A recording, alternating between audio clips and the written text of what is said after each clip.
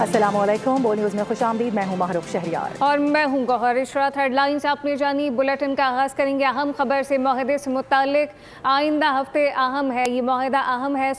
صدر ٹرمپ کی جانب سے کہا گیا، امید ظاہر کی گئی کہ اس دوران فریقین کسی سمجھوتے پر پہنچ جائیں گے۔ ٹی وی انٹرویو میں کہا کہ اس کے بعد آبنائے ہرمز کھلے گی۔ انہوں نے کہا کہ ایران کی جانب سے پیغامات میں تعطل کوئی بڑا مسئلہ نہیں۔ مشرق وسطی کے لیے اگلا ہفتہ اچھا رہے گا، امریکی صدر نے خبر دے دی۔ ٹی وی انٹرویو میں ٹرمپ نے کہا آئندہ ہفتے ایران کے ساتھ معاملات طے پا جائیں گے۔ ان کا کہنا تھا معاہدے کے تحت جنگ بندی میں توسیع کی جائے گی اور آبنائے ہرمز دوبارہ بحری آمد و رفت کے لیے کھول دیا جائے گا۔ اس سے پہلے ٹرمپ نے کہا تھا کہ ایران سے مذاکرات تیزی سے جاری ہیں۔ ٹرمپ نے کہا تھا انہیں پیغامات میں تعطل کے ایرانی فیصلے سے کوئی مسئلہ نہیں۔ تاہم پیغامات کی معطلی کا مطلب ہرگز یہ نہیں کہ امریکہ پھر سے فوجی کارروائیاں شروع کر دے۔ ٹرمپ نے کہا امریکہ ایران کی بحری ناکہ بندی جاری رکھے گا اور اس وقت کا انتظار کرے گا جب ایران امریکہ کو منظور شدہ شرائط پر ڈیل کرنے پر تیار ہو۔ ناکہ بندی آئینی ہے۔ ایرانی پاسداران انقلاب نے امریکی ملکیت کے کمرشل بحری جہاز کو کروز میزائل سے نشانہ بنانے کا دعویٰ کیا ہے۔ پاسداران انقلاب کے مطابق کارروائی عراقی سمندری حدود کے قریب کی گئی ہے، جہاں پر امریکہ اور اسرائیل سے تعلق رکھنے والے جہاز پر کروز میزائل داغے گئے ہیں۔ آپ کو بتا دیں کہ پاسداران انقلاب نے خبردار کر دیا ہے کہ آئندہ کسی بھی حملے کا فیصلہ کن جواب دیا جائے گا۔ پاسداران انقلاب کی یہ کارروائی عمان کے قریب ایک ایرانی جہاز پر حملے کے رد عمل میں کی گئی۔ ایران نے لبنان پر جارحیت جاری رہنے پر سنگین نتائج کی دھمکی دے دی ہے۔ ایرانی پارلیمنٹ کی نیشنل سیکیورٹی کمیٹی کے سربراہ ابراہیم عسیسی نے کہا کہ امریکی صہیونی حکومتوں کو خبردار کر رہے ہیں، یہ لوگ بخوبی جانتے ہیں کہ ہم کھوکھلی دھمکی نہیں دیتے۔ ابراہیم عسیسی نے واضح کیا ایرانی فوج جواب دینے کے لیے مکمل طور پر تیار ہے، خطے میں امریکی افواج بھی نتائج بھگتے گی۔ دوسری جانب پاسداران انقلاب قدس فورس کے کمانڈر اسماعیل قانی نے خبردار کیا کہ لبنان اور غزہ میں اسرائیلی کارروائیاں مزاحمتی محور کو رد عمل پر مجبور کر دیں گی۔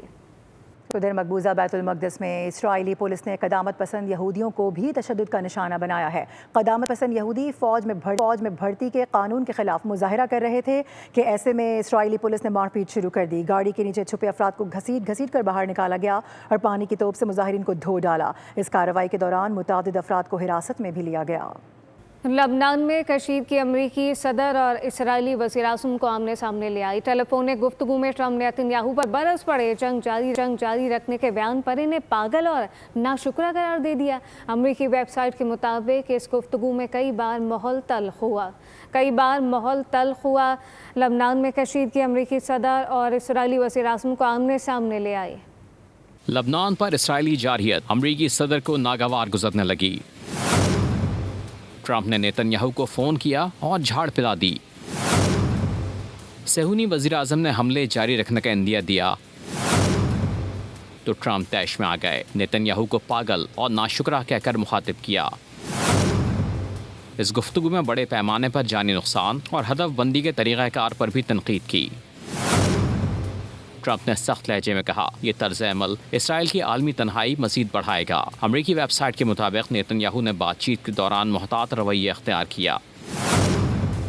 رپورٹ میں یہ بھی دعویٰ کیا گیا کہ امریکی رویہ اس ایرانی دھمکی کا نتیجہ ہے جس میں لبنان پر جارحیت جاری رہنے کی صورت میں مذاکرات معطل کرنے کی دھمکی دی گئی تھی۔ دوسری جانب واشنگٹن میں لبنانی سفارت خانے کا کہنا ہے کہ حزب اللہ نے باہمی جنگ بندی کی امریکی تجویز قبول کر لی ہے، جس کے مطابق ابتدائی مرحلے میں اسرائیل بیروت کے جنوبی علاقوں پر حملوں سے گریز کرے گا۔ آگے بڑھتے ہوئے آپ کو بتائیں گے کہ پاکستان کا اقوام متحدہ کی سلامتی کونسل میں لبنان سے بھرپور اظہار یکجہتی سامنے آیا ہے۔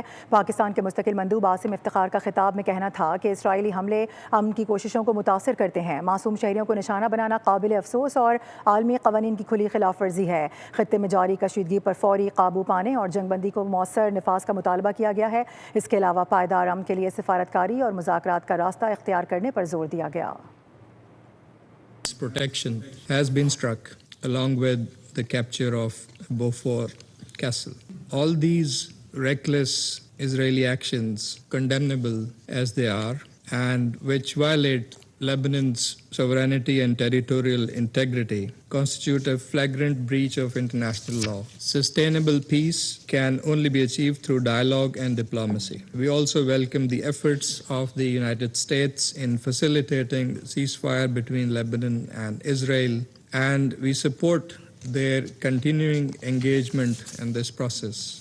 Pakistan appreciates the efforts of the government of Lebanon to restore stability, to strengthen state authority, and to ensure that use of force is the exclusive prerogative of the Lebanese state through its legitimate institutions, with the Lebanese armed forces playing a central role. कौमी इक़्तिसादी council का इजलास कल होगा। NEC इजलास की सदारत वज़ीर-ए-आज़म शहबाज शरीफ करेंगे। इजलास में सूबाई वज़राए आला, सूबाई वज़राए ख़जाना की शिरकत का भी इम्कान है। इजलास में आइंदा माली साल के अहम बजट अहदाफ की मंजूरी दी जाएगी। मज़ीद तफ़सीलात इस्लामाबाद से हमारे नुमाइंदे उमर हयात खान से जानते हैं। उमर, आगाह कीजिएगा। जी बिल्कुल, कौमी इक़्तिसादी कौंसिल का इजलास जो है वो कल होगा और वज़ीर-ए-आज़म शहबाज शरीफ इस इजलास की सदारत करेंगे। और लेकिन ये है कि जो वफाकी हुकूमत का तरक्याती बजट है वो 1126 अरब रुपए मुकर्रर करने के हवाले से वज़ीर-ए-आज़म ने इसको इस तरक्याती बजट को जो है वो नाकाफ़ी करार दिया है। और वज़ीर-ए-आज़म शहबाज शरीफ ने वफाकी तरक्याती बजट में मज़ीद 200 अरब रुपए इजाफ़े की हिदायत जारी की हैं और वज़ारत ख़ज़ाना और वज़ारत मनसूबाबंदी ने 200 अरब रुपए के तरक्याती फ़ंड्स के लिए कोशिशें तेज़ कर दी हैं। और कौमी इक़्तिसादी कौंसिल में जो है वो वफाक का तरक्याती बजट 1126 अरब रुपए के बजाय 1326 अरब रुपए जो है वो पेश किए जाने का इम्कान है। और IMF को भी तरक्याती बजट में 200 अरब रुपए इजाफे के हवाले से आगाह किया जाएगा। वज़ारत ख़ज़ाना और फेडरल बोर्ड ऑफ रेवेन्यू को भी मज़ीद 200 अरब रुपए की टैक्स वसूली बढ़ाने की हिदायत वज़ीर-ए-आज़म की जानिब से दी गई हैं। वज़ारत ख़ज़ाना और फेडरल बोर्ड ऑफ रेवेन्यू ने टैक्स हदफ 15,264 अरब से बढ़ाकर 15,464 अरब करने की तजवीज़ से जो है वो माजरत की है। और इसी तरह इजलास में जो है वो चारों सूबों के वज़राए आला और सूबाई वज़राए ख़ज़ाना की शिरकत का भी इम्कान है। और कौमी इक़्तिसादी कौंसिल के इजलास में वज़ीर-ए-आज़म आज़ाद जम्मू कश्मीर भी शरीक होंगे। और कौमी इक़्तिसादी कौंसिल के इजलास में पंजाब का 1450 अरब रुपए का बजट और सिंध के लिए 816 अरब रुपए का तरक्याती बजट और खैबर पख्तूनख्वा के लिए 564 अरब रुपए का तरक्याती बजट और इसके साथ साथ बलूचिस्तान के लिए 308 अरब रुपए का जो तरक्याती बजट है वो पेश किया जाएगा। और ये इस कौमी इक़्तिसादी कौंसिल की मंजूरी के बाद जो है बाकायदा तौर पर जो पब्लिक सेक्टर डेवलपमेंट प्रोग्राम के साथ साथ जो नेशनल डेवलपमेंट आउटले है उसकी तबाद का इशात का काम शुरू होगा। और 5 जून को जो है वो मंजूरी के लिए बजट जो है वो पार्लियामेंट में पेश किया जाएगा। पाकिस्तान में क्रिप्टो करेंसी पर टैक्स और डिजिटल असासों को टैक्स नेट में शामिल करने की तैयारियां कर ली गई हैं। इस सिलसिले में मुख्तलिफ तजावीज़ भी ज़ेर गौर हैं। आइंदा माली साल के बजट में क्रिप्टो ट्रांजेक्शन पर कैपिटल गेन टैक्स आयद किए जाने का इम्कान है।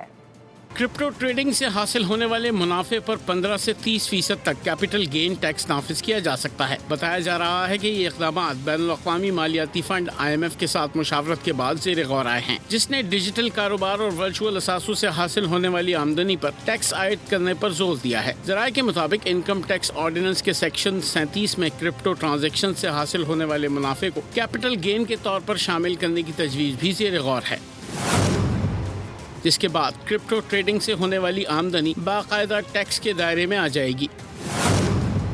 Pakistan virtual east regulatory authority को क्रिप्टो सेक्टर के लिए टैक्स तजावीज़ मुरतब करने की हिदायत दी गई थी।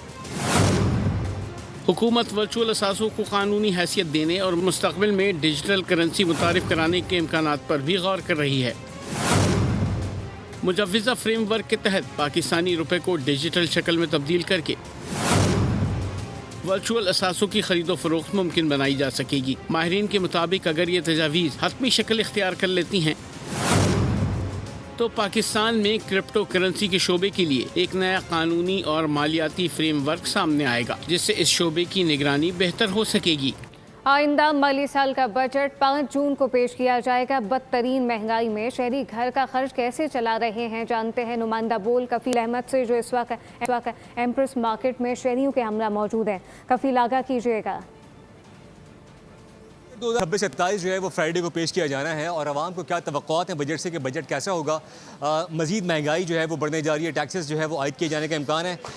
मैं इस वक्त मौजूद हूँ एम्प्रेस मार्केट में कुछ लोग जी क्या कहना चाहेंगे, बजट पेश किया जाना है फ्राइडे को, क्या तवक्कुआत हैं, कैसा होगा बजट? इतनी महंगाई में बजट मेंटेन करने ख़वातीन के लिए बहुत मुश्किल हो गया है, लेकिन वो फिर भी हमें करना पड़ता है। वो इसलिए क्योंकि इतने खर्चे ज़्यादा बढ़ गए। वो ہمارے خیال سے اگر ہم خواتین اور مرد دونوں مل کے کمائیں گے تبھی ہمارے آج کل کے اخراجات ہو سکتے ہیں، ادروائز تو یہ مینٹین نہیں ہو سکتے۔